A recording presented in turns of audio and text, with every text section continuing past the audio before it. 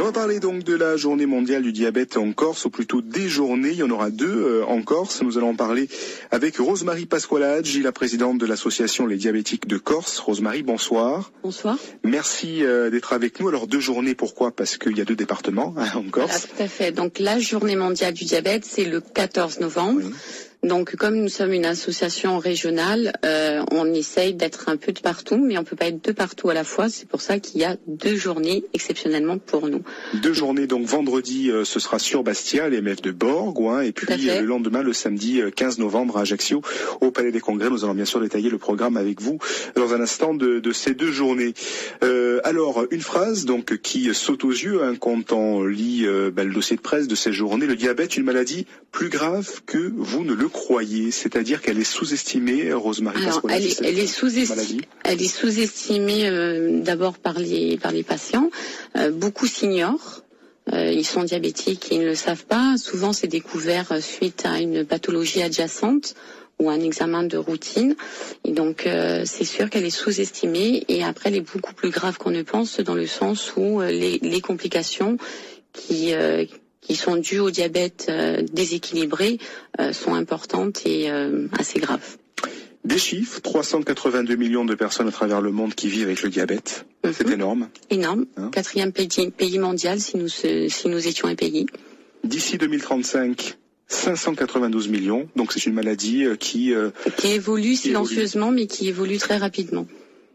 Et puis donc des chiffres bien sûr pour le département en tout cas de la Corse du Sud, avec 12 non, c'est la région, c'est pas le département. Je me disais aussi, mais bon, le chiffre quand même est important. 12 000 personnes touchées. Oui, par environ 12 000 personnes sont touchées par le diabète. Principalement, c'est le diabète de type 2, mais il y a beaucoup d'enfants qui sont touchés par le diabète de type 1 ici sur l'île. Et malheureusement, pour ces enfants qui sont touchés par le diabète sur l'île, ils sont obligés de partir sur le continent se faire soigner, parce qu'il faut qu'ils soient suivis par un pédiatre endocrinologue, ce que nous n'avons pas sur la Corse. Il y en a un sur Bastia, mais il ne peut pas satisfaire tout le monde. On connaît les conséquences de cette maladie. Comment la prévenir? Est-ce qu'on peut la prévenir, Rosemarie Pasqualaggi? Alors, le diabète de type 1, pas trop, parce que c'est une maladie auto-immune. Le diabète de type 2, oui, on peut la prévenir, parce que c'est une maladie où l'hérédité rentre en jeu, l'environnement. Donc, ce qui est important, c'est d'essayer d'avoir une activité physique régulière, de manger sain et équilibré comme tout le monde devrait le faire, pour reculer l'échéance du diabète. Surtout quand on a de la famille, parents, oncles, tantes qui sont déjà diabétiques, on a un terrain favorable à développer la maladie à partir d'un certain âge. Côté recherche, est-ce que la recherche avance? Oui, la recherche avance. Donc le diabète est une maladie qui intéresse beaucoup les laboratoires, donc c'est une recherche qui avance. Il y a beaucoup de choses qui sont mises en avant, donc prochainement, peut-être pas dans les mois qui viennent, mais dans les années qui viennent, il y a la mise au point d'un pancréas artificiel, parce que l'insuline est produite par le pancréas, qui dans le cas d'un diabète, ou fonctionne mal, ou fonctionne plus du tout. La prévention, c'est important. On parlera dans un instant du rôle donc de l'association Les Diabétiques de Corse. Est-ce qu'il y a assez de prévention aujourd'hui en France en matière de diabète? On parlait des enfants, par exemple. Est-ce que dans les écoles, est-ce qu'on parle du diabète, ou est-ce qu'on en parle aux parents? On parle de plus en plus du diabète. Là, justement, ma nièce me disait qu'elle est en terminale et elle a un devoir sur le diabète. Elle est en terminale S et elle a effectivement un devoir sur le diabète. Donc oui, on parle de plus en plus du diabète dans les écoles, mais peut-être pas forcément dans les petites classes où les enfants sont touchés, parce que c'est des enfants qui ont aux alentours de 3 et 6 ans qui le déclarent. Bon, après, on le déclare tout au long de l'adolescence aussi. Mais à cet âge-là, déjà, on peut, et même avant 3 ans, on peut avoir déjà le diabète de type 1. Donc, c'est, dans le cadre du type 1, c'est votre pancréas qui cesse de fonctionner. Et donc, c'est obligatoirement le traitement par injection. Et pour le grand public, est-ce qu'il y a assez de prévention? Par exemple, à la radio, on entend souvent des campagnes de prévention pour telle ou telle maladie, très peu concernant le diabète. La journée mondiale du diabète existe depuis 1991. Là, depuis 2012, la Fédération française des diabétiques a mis en place la semaine de la prévention. Donc, c'est vrai que les gens sont de plus en plus informés. Et nous, à notre niveau régional, on essaye avec notre association d'interpeller de plus en plus les gens. Alors le rôle de l'association, les diabétiques de Corse, comment elle est née cette association, Rosemarie? Alors cette association, elle est née tout simplement que moi, quand j'ai découvert ma pathologie, j'étais très suivie par le corps médical, mais après, en dehors du corps médical, il n'y avait rien à part Internet. Donc c'était un peu frustrant. Et justement, lors de la première édition de la semaine de prévention en 2012, j'ai pu me rendre compte sur le site de la Fédération française qu'il y a des choses qui ont été faites de partout sur l'ensemble du territoire national, y compris dans les dom-toms, et rien en Corse. Donc je me suis dit, il faut faire quelque chose. Alors les premières missions? Alors les premières missions, déjà j'ai créé un site, un groupe sur Facebook pour essayer de contacter d'autres diabétiques sur la région. On s'est rencontré avec Nathalie grâce au docteur Kunzmann, puisque nous sommes suivis par le même endocrino. Et là, notre mission, la première, ça a été d'informer, d'essayer de mettre en place la filière de récupération des déchets, parce qu'un patient en autotraitement produit des déchets qu'il ne veut pas jeter dans les ordures ménagères. Donc avec l'éco-organisme d'Astri, on a réussi à faire avancer la filière en Corse. On ne sait pas encore ça, mais ça avance tout doucement. Après, c'est informer et accompagner un maximum les personnes diabétiques et leur entourage. Alors, comment vous accompagnez ces personnes diabétiques? Alors, on les accompagne en diffusant pas mal d'informations. Et puis là, sur la région d'Ajaccio, où nous sommes physiquement présentes et un peu plus actives, on a mis en place des ateliers cuisine avec une diététicienne diplômée d'État et des ateliers sport-santé qui sont faits par un prof de sport spécialisé dans le sport-santé. Donc grâce à l'ARS, l'Agence régionale de santé, qui nous a subventionné, on a pu mettre ça en place ces derniers mois. Et nous avons bon espoir de faire ça sur la région bastiaise à partir de 2015. Des ateliers qui portent leurs fruits? Oui, les gens sont très satisfaits parce que souvent on nous dit oui, je peux plus rien manger. Donc c'était une façon à nous de répondre et de leur montrer que malgré qu'on soit diabétique, on peut prendre plaisir à manger. Il y a des gens qui sont un petit peu désemparés, qui viennent vous voir. Complètement. Il y a beaucoup de gens qui sont désemparés. Ils recherchent des solutions. Donc le premier réflexe qu'ils ont, c'est je peux plus rien manger, c'est infernal. Donc c'est frustrant. Donc moralement, c'est pas le top.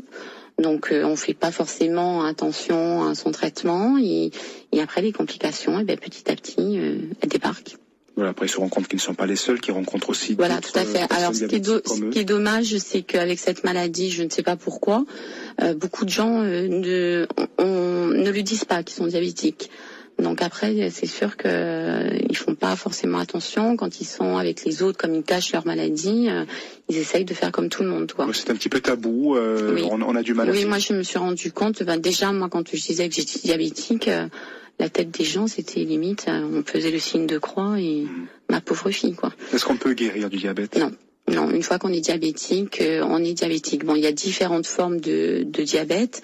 Il y a des diabètes qui se déclarent suite à des traitements, comme par exemple pour les cancers. Donc après, là, suite à la guérison du cancer, le diabète peut disparaître étant donné que c'était dû à des traitements. Mais en général, quand on est diabétique, on l'est à vie.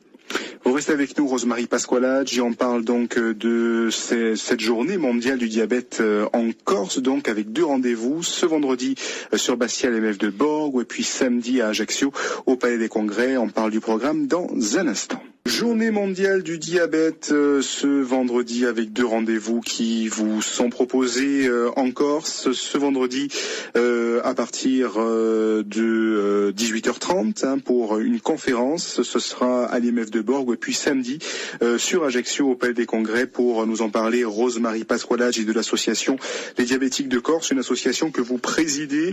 Rosemarie, alors c'est un rendez-vous qui devient incontournable. Ça fait 3 ans que vous organisez ce rendez-vous. Alors pour vous, le but c'est de faire bien sûr de connaître un peu plus la maladie et de présenter aussi les actions de l'association. Tout à fait, oui. Donc là, ces 2 conférences cette année sur Bastia, donc sur Borg, où il y aura le docteur Laurence Gabriel, qui est endocrinologue sur Bastia et qui est la coordinatrice du réseau corse des maladies chroniques, qui va faire l'entrée de la conférence. Et nous avons invité pour les 2 conférences qui se dérouleront à Ajaccio et Bastia, le professeur Jean-Jacques Altman, qui est le chef de service de diabétologie de l'hôpital européen Georges Pompidou et le co-auteur du grand livre du diabète que j'ai eu le plaisir de rencontrer cet hiver. Et donc nous l'avons invité pour qu'il vienne parler du diabète, principalement du diabète gestationnel, parce que c'est une autre forme de diabète. Le diabète gestationnel, c'est un diabète que l'on a quand on est enceinte. Donc à l'accouchement, normalement, il disparaît et il peut revenir sous forme de diabète de type 2 10 à 15 ans après un accouchement. Alors un thème qui est identique chaque année, même si là vous allez insister donc sur une forme de diabète et les invités changent bien sûr oui, tout à fait. On change oui et non parce que nos diabétologues locaux, on y tient et on essaie de travailler avec eux. Donc sur Ajaccio, c'est Laetitia Kunzmann qui va présider la conférence. Elle était là l'année dernière et il y a 2 ans aussi à nos côtés. Le réseau corse des maladies chroniques est aussi un partenaire qui est assez présent à nos côtés. Donc on est sur les locaux, on essaie de rester constant et de travailler avec l'ensemble des endocrinologues. Un rendez-vous bien sûr grand public. Oui, un rendez-vous grand public, tout le monde sera accueilli, que ce soit des professionnels de santé, des personnes qui sont simplement intéressées par le diabète ou les diabétiques eux-mêmes. Alors est-ce que les personnes qui vont venir donc assister à ces conférences pourront rencontrer le conférencier suite à cette conférence? Est-ce que de temps en temps il y a des échanges? On va essayer de faire à la fin de la conférence un échange avec la salle de questions-réponses. Selon comment on se déroule, si on arrive à tenir les horaires, normalement il devrait y avoir un quart d'heure, 20 minutes d'échange avec la salle. Et puis aussi l'occasion de vous rencontrer, Rosemary Pascolage et aussi les bénévoles de l'association. Tout à fait. Donc sur la conférence, il y aura différents stands. Il y aura les prestataires de services concernant les pompes à insuline pour montrer aux gens ce qui se fait sur la Corse. Il y aura le réseau corse des maladies chroniques qui sera présent aussi. Alors le réseau corse des maladies chroniques, c'est un ensemble de professionnels de santé qui vous apprend à gérer votre maladie. Donc dans notre cas, c'est le diabète, mais ça peut être une autre maladie chronique. Il y aura aussi le CIS, un stand du CIS. Le CIS, c'est le collectif interassociatif des associations de santé qui regroupe l'ensemble des associations qui sont en relation avec la santé. Donc le CIS, c'est un collectif qui permet de représenter les usagers. Donc il faut savoir que dans chaque instance hospitalière, il y a des représentants des usagers. C'est des personnes qui sont là pour représenter les gens en cas de conflit ou même si tout va bien, quoi. 2 rendez-vous donc ce vendredi à Bastia, l'MF de Borg, et puis samedi donc à Ajaccio au Palais des Congrès à partir de 18h30 pour cette conférence donc avec le professeur Jean-Jacques Altman. Et bien sûr on pourra découvrir les missions de l'association. Ensuite, que va-t-il se passer? Est-ce que vous avez des rendez-vous déjà prévus durant l'hiver? Alors durant l'hiver, là nous avons notre permanence sur Ajaccio, notre permanence mensuelle qui est le 3e jeudi de chaque mois au siège de l'association des paralysés de France, 40 avenue Noël Franquin. Nous avons bon espoir de mettre en place la même chose sur Bastia à partir de janvier. Il y a une demande, je suppose, aussi sur l'Haute-Corse. Oui, il y a une demande et nous, notre demande aussi, c'est des bénévoles parce qu'on peut pas être de partout. Donc là, sur Bastia, on a trouvé quelqu'un qui serait prêt à tenir les permanences. Donc si on arrive à trouver un local assez rapidement, je pense que d'ici janvier, il devrait y avoir la permanence mensuelle sur Bastia aussi. Sur la région ajaxienne, il y a toujours nos ateliers cuisine qui ont lieu une fois par mois à la mairie annexe de Sarola. Le maire Alexandre Sarola nous prête également une salle. Et nous avons 2 fois par semaine, le lundi et le mercredi, les ateliers sport. Donc le lundi, c'est le lundi après-midi à 14h30 à Campo dell'Oro. Et le mercredi, c'est à 18h30 au gymnase de Basilicate où le maire Antoine Otave nous met à disposition le gymnase gracieusement. On peut retrouver vos coordonnées aussi, des tas d'informations sur l'émission de l'association Les Diabétiques de Corse sur un site internet. Tout à fait, www.lesdiabétiquesdecorse.net. On est également présent sur les réseaux sociaux, Facebook, Twitter, tout ça. Il suffit de taper Les Diabétiques de Corse sur Google et vous avez toutes les informations qui ressortent. Et on est joignable aussi par téléphone.